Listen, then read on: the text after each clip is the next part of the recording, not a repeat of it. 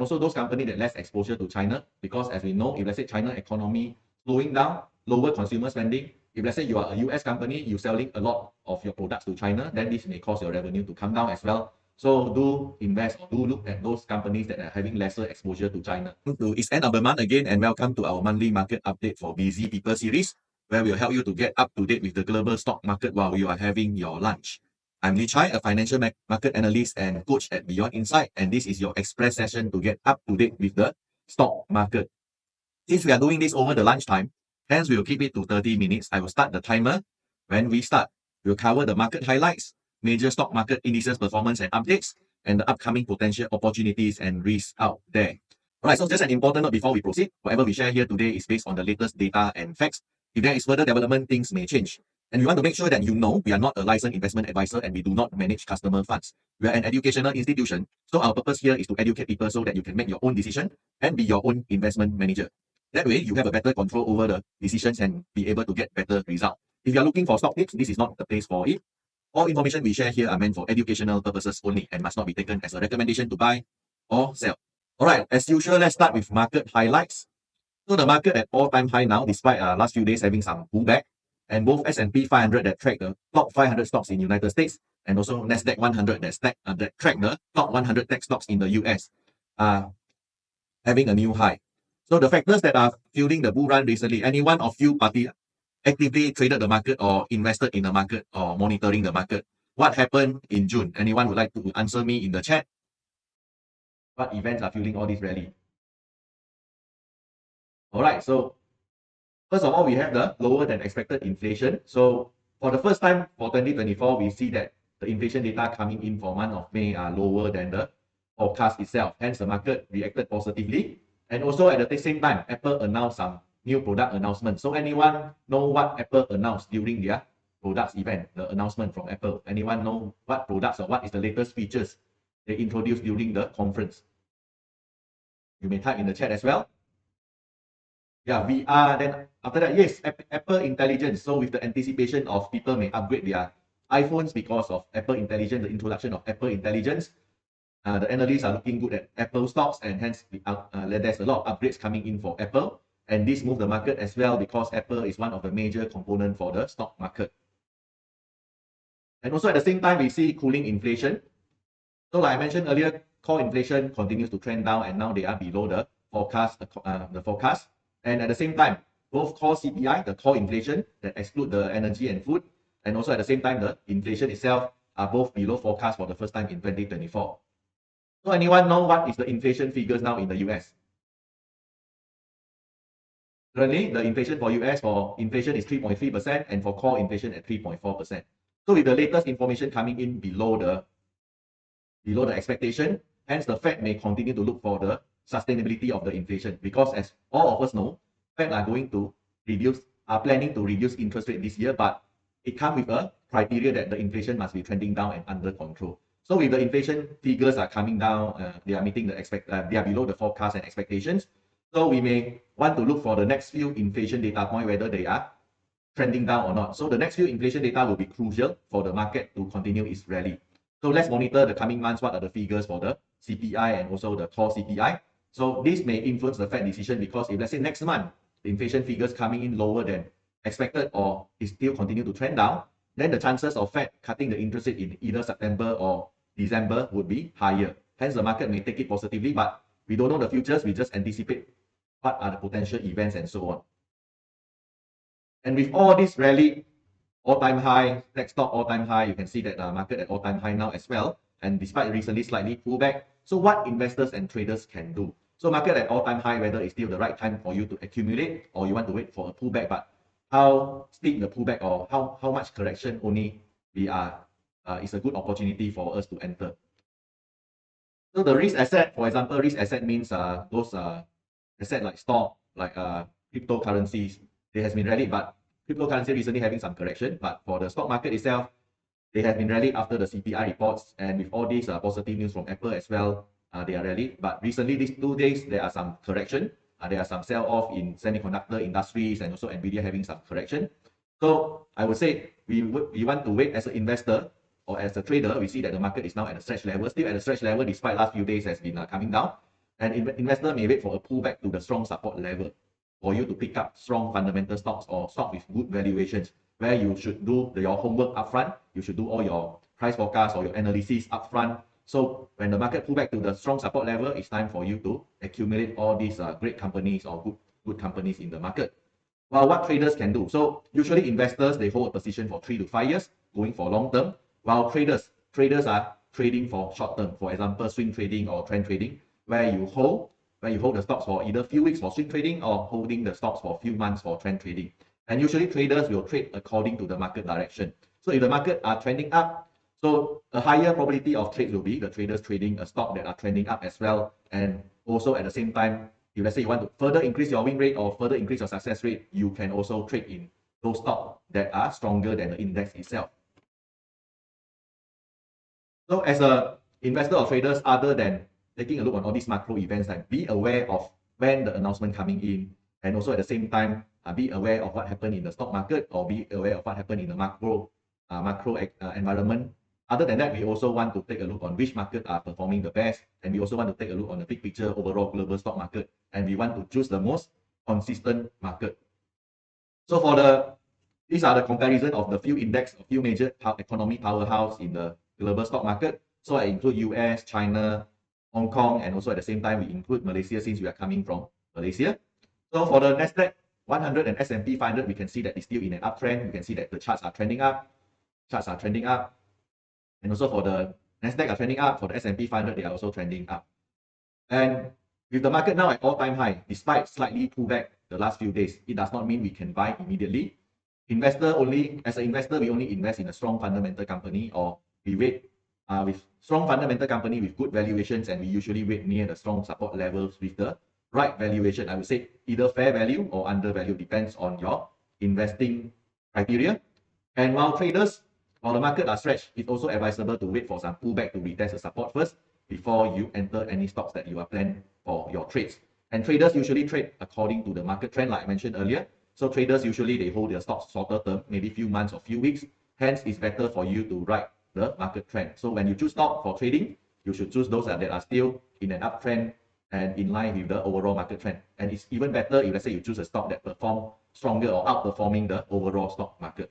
So for the US market, I would say it's still the strongest. It still provides the most consistent return. You can see that over the past 10 years, their average return per year are double digit, 19%, around 19 to 20% plus. If let's say we are taking a look on tech stock, Nasdaq 100, average return of 45% a year. So as an investor, other than taking a look on US market, we also can compare other market as well. So let's compare China. So China, as we know, recently the government implemented a lot of monetary policies, which is the policies introduced by the central bank, the China central bank. And also at the same time, they also introduced a lot of fiscal policies, which is the policies introduced by the government itself to stimulate the economy. So anyone here know why Chinese government or the China government introduced all these stimulus or all these policies to the economy? Anyone know what happened to China's economy? You may type in the chat whether any news you read about it. Yeah, China economy is having a slowdown. I would say the property market is very slow, and also at the same time, their central bank, and at the same time, they lost a lot of jobs. A lot of factories are moving out. Hence, the economy is slowing down because people are getting less jobs. There are higher unemployment now. Factories moving out. So with people losing their job or having a higher unemployment rate, people are not willing to spend. Hence, we can see that other than factory moving out, property market slow down. We can also see that consumer market in China are slowing down as well. Their inflation figures are 0.3%, which is way lower than all these other countries, and it's quite a warning level, because if inflation too low, it also shows that the economy are slowing down. People are not willing to spend. And other than that, their stock market, despite all these stimulus, you can see that the last few months the stock market has been recovering. But anyone aware of what happened to the China stock market the last few days? What happened in China stock market? All right, so if let's say you are monitoring China market, last few days there was some sell-off. There was some sell-off in the China stock market. And we can see that, yeah, the economy problem is still there. So despite you see some recovery, I would say with all this recovery because of the stimulus coming in, all the stimulus introduced by the government, likely the stock market in China could have bottomed. But does it translate directly to it will continue with a bull market? Anyone would like to answer me in the chat? Whether if let's say all these economic stimulus coming in, market are settled down, economy slightly stabilized, but they still have a lot of fundamental problem. despite you see the chart, the stock charts early on having some early recovery from China stock market, whether the rally can be sustainable or does it translate immediately to a bull market? So usually the answer will be no, right? Because they still have a lot of fundamental problem in their economy, and with all this tension, geopolitical tension between China, US, and also the world separated into different blocks, like for example BRICS versus the G7 and so on, I would say likely the China stock market may go sideways. We can see that after the rally in the previous month, there has been some sell-off in the Chinese stock market recently for some profit taking and so on. So this show that, and also based on our statistic, past 10 years return for China stock market is not so attractive as well, because compared to US, they are a much more conservative, I would say a much more government controlled stock market. So if you compare to US, like for example, the companies in US, they are more freely to grow their business as compared to China, where the China government will introduce some of this regulation to protect smaller company, and they're having a different governance belief. So I would say, if you compare China to US, I would say if let's say you want to invest in a country that with a lot of consistent return and also high growth companies, I would say US still a better market, and it's actually reflected in the indices performance here over the past 10 years. You can see that China, despite they still have good company or great companies out there, but because of a lot of controls from the government, they may not rally as much as what US companies have. And at the same time, we do see that in China, they are having some property crisis or property overhang issue. There's a lot of supplies and not enough demand, and economy slowing down, and with all this factory moving out, higher unemployment, then people are less willing to spend. Hence, China still need to do a lot of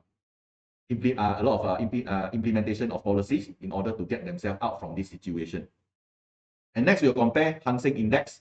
So if you compare Hong Kong market, so Hong Kong market also highly exposed. I would say it's a double whammy for Hong Kong, because for Hang Seng, they are quite exposed to the global stock market. For Hong Kong, they are quite exposed to the global stock market. And also at the same time, they are quite exposed to China as well. So with all these problems in China, like for example, geopolitical tension, high youth unemployment, deflation, property crisis, fund outflow, and so on, I would say in a technical standpoint, despite you see Hang Seng Index, yes, there has been rally, also has been bullish over the past month as well. But you can see that recently there has been the rally has been weakened down, has been slowing down. And in technical standpoint, I would say this is still early reversal, but we need to monitor whether the reversal can be sustained, because there's a lot of headwinds for China stock market and also Hong Kong stock market because of the economy slowdown in China, and how soon they recover depends on we still don't know when they're going to recover, and it's actually up to the situation whether the government can implement the policies fast enough, whether the economy can recover fast enough.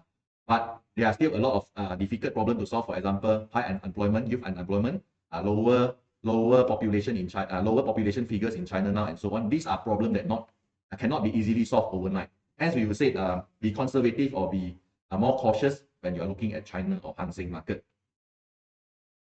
And lastly, we have our KLCI, FBM KLCI.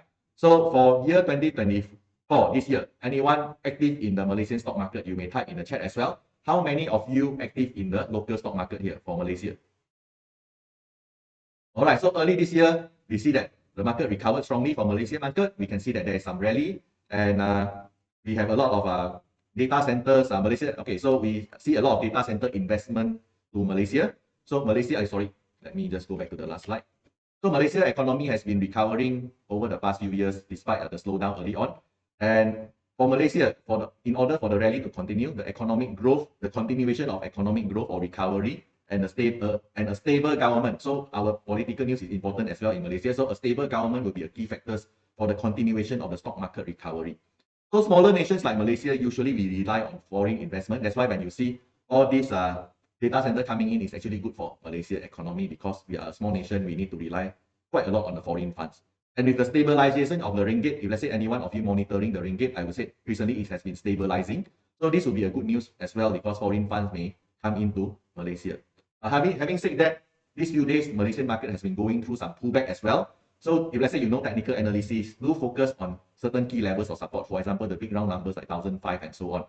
So these are the key levels you need to watch out, because if let's say the correction go further downwards, it may turn into a downtrend as well. So you need to closely, if let's say you're invested in Malaysian market, you need to monitor whether the chart are still healthy or not.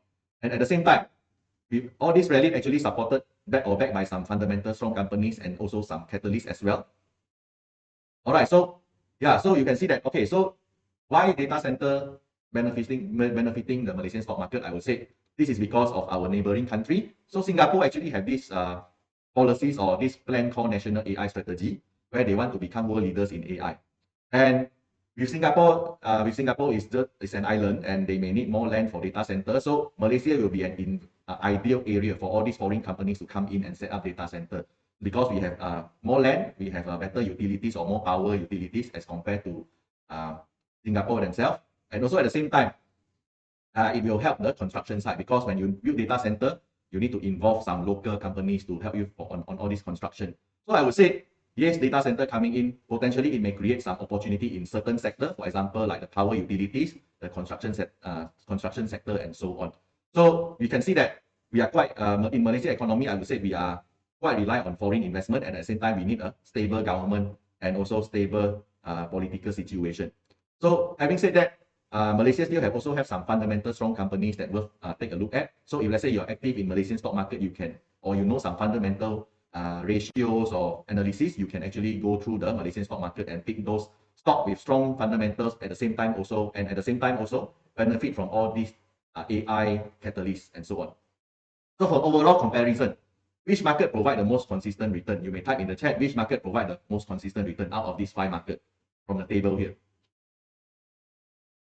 All right, the US. So for investor or traders that are looking for a high growth portfolio, or a higher growth or more predictable returns portfolio, the US market will still have a more high growth companies, and also all these companies that are, all these stock market, I would say US stock market still having more high growth companies compared to the rest of the world, and at the same time, they still having very strong growth drivers. For example, what are the recent stock market drivers for or industry trends in the global stock market?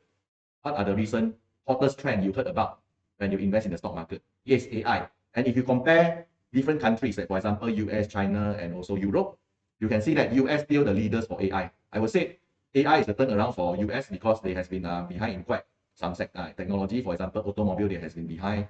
I would say they also behind in a certain industry, but all this while they has been quite strong in semicon. And with AI demand coming in, suddenly the world are lacking computing power. So this benefit the US companies as well, and also there are leaders, AI chip leaders in US as well. So any AI or cloud companies in the US you heard from, you may type in the chat. Any companies from the US you heard of are from AI and or cloud computing.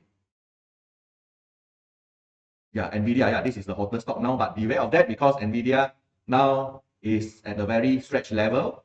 Even after a stock split, it continued its rally, and now it's at a very stretched level. In the past few days, you can see some pullback or some correction happening. So we may want to wait for a correction to an ideal level, a strong support level, plus a fair valuation level before we make any decision for NVIDIA. And yes, there are some other companies in the chat as well, AMD, Broadcom, ANET, and as well. So all these are famous for AI related stocks, and at the same time we have all these Magnificent 7 stock as well. For example, Microsoft involved with AI language model. We have Google as well, also involved in the language model, and also at the same time we have Amazon, which they have quite a diversified business. And yes, Meta as well, they also having their own language model for AI. So we can see that the companies in the US have higher earnings growth. Like I mentioned earlier, all these companies, despite they has been in a trillion market cap level, they're still able to produce double-digit growth every year. So that's very impressive figures, because you seldom see a trillion cap company still able to sustain such high growth. And at the same time, they also provide more predictable returns, because all these $1 trillion companies are having very strong balance sheet, very strong cash flow, very strong fundamentals, ratios, and so on. So I would say all these companies are worth to take a look as well.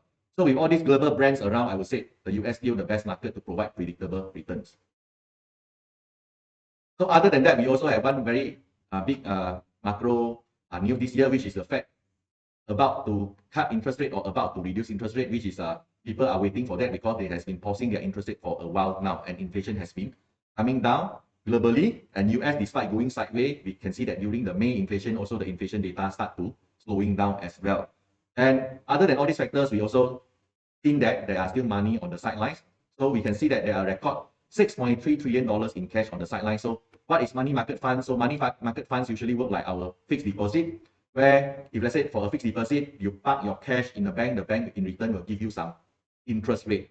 So same for the money market. So usually all these big funds, when they are in cash position, they will park their money, all this cash into money market funds, and the money market funds usually will provide them some return. And why all these funds want to park their cash or are still in a cash position, or certain funds still have a higher cash ratio, is because all these investors may stock up cash position to take advantage of the current high risk-free rate or high interest rate environment. So what are the interest rate in the US now currently? Around what figure? So in the US, we are looking at 5.5% interest rate. So all these funds could have, because I want to take advantage of all this risk-free rate, because they don't need to risk their money. You can just park the money with the money market funds and earn 5.5%. So all these funds are parking the money there. However, we are nearing a turning point. So with the rate hike cycle nearing its end, so potentially all these funds may move to either stock market or bond market. So we do foresee that there are potential asset rotations may going on as we have clearer picture or more data backing up the rate cut from the Fed, or when we see more clarity on the Fed rate cut decisions. This is because they may do some rotation from the money market, because if let's say Fed reduce the interest rate to lower interest rate, they may start to come into the stock market to lock down certain stocks in a lower valuation to take advantage of the lower valuation, but now stock market valuation is on the high side, or take advantage of all these dividend stock before the interest go further lower. And also at the same time, with the rate cut is ongoing, if let's say it's going to happen, then they may rotate into bond market as well to lock down all these bond yield rate as well, because when the interest rate coming down, the bond price may go up because people may buy into bond, and at the same time the bond yield may start to come down, so they want to lock in the rate before it's coming down as well. So these are a few rotations might be going on, and they may also rotate to risk asset, because when interest rate lower, they may want to have higher return for their money, because no longer worth it to park under the cash position if interest rate keep going down. So they may rotate into risk asset as well, for example like stock market and other risk asset like the crypto or even other riskier asset as well. So we may continue to monitor these figures, and also at the same time monitor the Fed decision or how is the overall macro outlook looks like. Okay, so having go through all these updates and all these what happened in the past facts and also statistics, let's take a look on what we can focus on the coming months and also coming few weeks. So as an investor, usually we take a look on our risk first, because we want to manage our risk first before we go for the opportunities. Always go for defense first before you attack, and also at the same time make sure you protect your capital first before you risk your money for all these higher growth investment. So usually we will start analyze with the risk first. So let's take a look on the risk. What are the risks around? So first of all will be sticky inflation. So despite the inflation start to come down, we may see if let's say prolonged, then we may see higher than expected inflation, and we may see sticky inflation. So if let's say inflation still going sideways, going nowhere over the coming 2 or 3 data points, then this may delay the rate cut. And if let's say the rate cut has been delayed, then this may cause more delay in corporate and also consumer spending. So with all these high interest rate, consumer may tighten their belts, because let's say high interest rate, high inflation, consumer may continue to tighten their belt, because it's more expensive to take up loan for you to expand. Let's say corporate in a corporate standpoint, if let's say higher inflation and higher interest rate, it may be more expensive to take up loan to expand your company, or they may wait further down the road to wait for the rate cut first before they take up more corporate loans and so on. And for consumer, if let's say inflation still high, all your essential item might be still on the higher side. The price may be on the high side, and you may hold back for all your discretionary spending. Like for example, let's say you plan to upgrade your phones, or let's say you plan to upgrade your computer, or you plan to upgrade your car. You may delay that. All these discretionary spending might be delayed, and with all these delay coming in, then this may affect all these corporate earnings and also all these car selling companies and so on, and the economy could be slower. So these are a potential risk, and we may need to continue to monitor what are the inflation figures coming months and what are the US central bank policies and so on. And with all these inflation still high, and we see that other countries' inflation coming down, and also other central banks start to cut interest rate. For example, like Europe central banks start to cut their interest rate, and recently we see the Swiss central bank also start to cut interest rate as well. The second time they cut for Switzerland central bank, and with UK inflation also at close to 2% figure. So US, we have been seeing a stronger US dollar recently, despite the Fed already paused their interest rate hike. And at the same time, they has been talking about potential rate cut and so on. But this is because relatively for US, their economy is still stronger than the rest of the world and causing the higher US dollar. And with the higher US dollar, this may impact global sales, especially those companies from China listed in the US, because wherever they sell in China, they need to report their earnings in US dollars. And with the strong US dollars, their revenue will reflect as lower because of the stronger US dollars. And at the same time, we see a slower global growth as well. So China still in the economic crisis mode. I would say the recovery are very slow, and despite they opening up their, I think the visa-free travel policies, which is good to improve their service industries, but the recovery is on the slow side. And also at the same time, we see that Europe and UK also having lower GDP growth. That's why you can see that Europe Central Bank actually start to reduce the interest rate ahead of the United States as well. So with the slower global growth or slower global economy, this may impact US companies as well. Why? Because most of the US companies are actually exporting their products to worldwide. For example, Nike, for example, Apple, they are exporting their products to the world. So if let's say the world consumer spending are coming down, this may affect their sales as well. So we may need to continue to monitor this as well. And next key point will be geopolitical tension. For this one, I would say, if we expect the geopolitical tension to be going on. For example, now we still have war in Ukraine, between Ukraine and Russia. And also at the same time, we still have the Middle Eastern war going on in Israel, between Hamas and also Israel. And this may cause more oil price fluctuation. But based on our understanding for now, the oil price seems that factor in all these war factors already. So unless there is further escalation, I would say things are stabilizing on this portion. However, what we see is more towards the geopolitical tension between US and China. So we expect, or we do foresee, that more tariff may be coming in as we approach the US elections.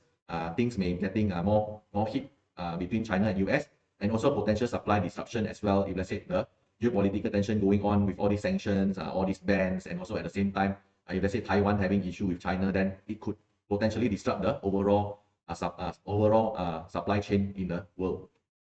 And also at the same time, end of this year, what is the big event we have in US? We have the US election. So we expect more tariff announcement or more tariff introduced or talked about during their campaign, during this presidential election candidates campaign, or during their debates. And also at the same time, we do expect more talk about tougher on China. Those talk on tougher on China, for example, we need to sanction them more, we need to ban them more. All this kind of talk during the campaign will be intense, and it may affect all these China company listed in the US, or those US company having high exposure to China. So after covering all these risks, let's take a look on the opportunities. Yeah, I'm aware that we has been slightly behind, so let me go through all these important opportunities as well. So industries align with key themes, for example, mega trends. So what are the mega trends? For example, artificial intelligence, cloud computing. We also have this next gen broadband communication, like for example 5G, 6G, and so on. And also possibly like clean energy, because with AI, things are transitioned to clean energy as well, because when you are building more data center, you actually requires more utilities and more powers. So we can see that potentially next emerging mega trends could be clean energy as well.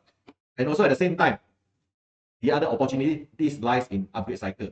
So other than mega trends, second opportunity will be upgrade cycle. So we do see that there will be more and more AI-driven upgrade for consumer electronics. For example, if let's say you are those people that focus on all these tech news, you can see that second half of this year onwards, or Q3 onwards, there will be more smartphones, more laptops, and more tablets, and also more smartphone gadgets come with AI feature. For example, recently Apple announced Apple Intelligence, and Samsung also have their own AI in their smartphone. So coming in, we also may see more and more laptops, more and more computers, or more and more tablets, or even your smartwatch introduced with AI function as well. And this may spark another round of upgrade cycle, because in the past we do see that moving from wired to wireless, there's one round of upgrades. Moving from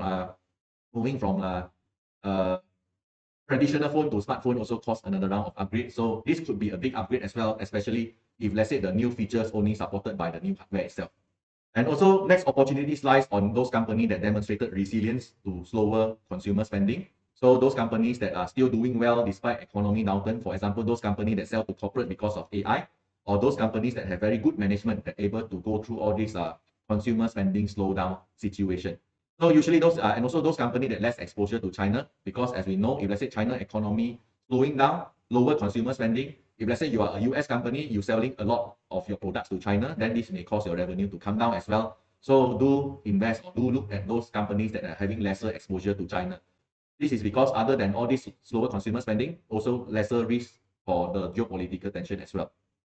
And also we want to look for companies with low debt and strong cash flow. This is because if let's say the rate cut delayed, we are still at a higher interest rate environment. So all these companies with low debt will have an advantage, because they don't need to incur a lot of additional costs to service their debt. As compared to companies with very high debt, they may need to incur more expenses to pay off all these interest, or all these interest for the debt. And also strong cash flow. You may need to go through their balance sheet and so on to make sure they have, or cash flow statement and so on, to understand whether they are having a strong cash flow position or not. Because liquidity is important for those economies, those are slower economy situation, or when things are slowing down. Cash is very important for the companies. And also opportunities may lie in treasury bond. For example, you can take advantage of the asset rotation to treasury bonds using certain ETF like TLT. So like I mentioned earlier, when interest rate peak, likely things all these funds for money market may rotate into either bond market or stock market. So one of the potential opportunities will be all these bond related ETF, for example, the longer treasury bond ETF like TLT and so on. However, this is not a tip. We just do some case study whether this ETF having any relationship with all this rotation. And lastly will be, like I mentioned earlier, money on the sidelines. So 6.4 trillion in cash on the sidelines. So potentially they may come into all these stock market, bonds market when the rate hike cycle is over and the Fed start to cut interest rate. They may rotate into all these risk assets, which you can see from the recent market as well. Whenever there is a FOMC or central bank meetings, when people are more optimistic about rate cut, then you can see that all these stock market, technology stocks especially, has been rallying strongly. So these are a potential opportunity as well. I would say, if let's say things are getting clearer from the Fed side, I would say more and more funds may go into stock market as well. This is just a 30-minute presentation, so we would like to invite you to a free 3-hour webinar that covers the framework on how to approach the stock market in a systematic, versatile, and also safe way. So for Beyond Insight, we have the most systematic course in the market. We have process map for every trading style, from investing to trade or to short-term trading. We have a versatile strategies to handle all kind of market conditions. For example, let's say the valuation too high, what you can do. If the valuation is low, what you can do, and so on. And we have a safe approach with proper risk management as well. So having said that, there's a lot of opportunity in the stock market, but you need to plan some time to practice and pick up the skill set while waiting for the opportunities. And when the opportunities comes, you are ready. And also at the same time, we want to manage our risk as well. We don't want to just go in because opportunity arise, just blindly listen from someone and end up overexpose our hard-earned money as well. And also we have a hybrid class for the coming intake as well. So we have face-to-face class. We also have online class as well. So do join the 3-hour webinar to find out more. So you can scan the QR code in this slide to find out when is the next slots and when is the next available session for the webinar and so on. So if you find this market update is beneficial to you, do recommend it to your friends as well. So I appreciate you recommend it to your friends as well if you find these updates are beneficial to you. So I'll now open the floor for some Q&A here. So anyone of you having some questions throughout the slide or in the past few slides that I presented, so you may ask me. I may take maybe 1 or 2 questions. Yeah, so I find in the early chat, I see someone ask about how do you find more companies exposure to China and where you can find this information. So usually you can find this information from the company's annual report. So in the annual report, usually the company will tell you which region the revenue exposed to. For example, certain companies may break down into US, how many percent they sell to US, how many percent they sell to China, and so on. So you may do your own homework. You may check out the company's annual report, go through their income statement and also their reports, certain section of their report. And in the report itself, usually they have a table to list out which region their revenue is coming from. So some may be 100% US, some may be maybe 50% US, 50% from rest of the world, and so on. The annual report, yes, it could be once per year, or you can refer to the quarter report. Quarter report also useful. It will tell you this quarter how much exposure to this region. So if let's say you're analyzing all this report, you can see if let's say a company originally very high exposure to China, but they have been trending down over the quarters, then you say, okay, this company is also cutting their revenue ties with China. They've been reduce their reliance on China. They may move to other countries and so on. So you may analyze quarterly as well. It will tell you the trend. Then annually it will tell you the year, like over the year, how much percentage. And you can actually combine a few annual report together, combine any report together. So how you find this report? Actually, you can search from Google. You can just key in the stock picker's name like Google, then annual report. Then you can get the links to access to all this annual report. All right, so one question here, how will PDD do this year? Okay, so PDD is quite a competitive and rising companies from China. But I would say because of the headwinds from all this geopolitical tension, China economy slowdown, the stock may get more volatile. But I would say if let's say your investor, make sure you only enter them near the strong support level, and don't having an expectation that it can rally like Nvidia or it can rally like all these other strong tech stock that benefit from all these mega trends. But it's still a good stock you can monitor, but it could get more volatile. It could be more volatile because of all these elections, because of election year and more tension between China and US. All right, so with that, thanks for joining the market update. I would call this a day. So that's coming towards the end. That's the end of this market update, and I will see you all again during next month's market update. All right, so hope to see you all again next month. So hope you guys having a good trade and also have a good journeys for your investing and also trading journey. All right, so see you all again. Bye bye.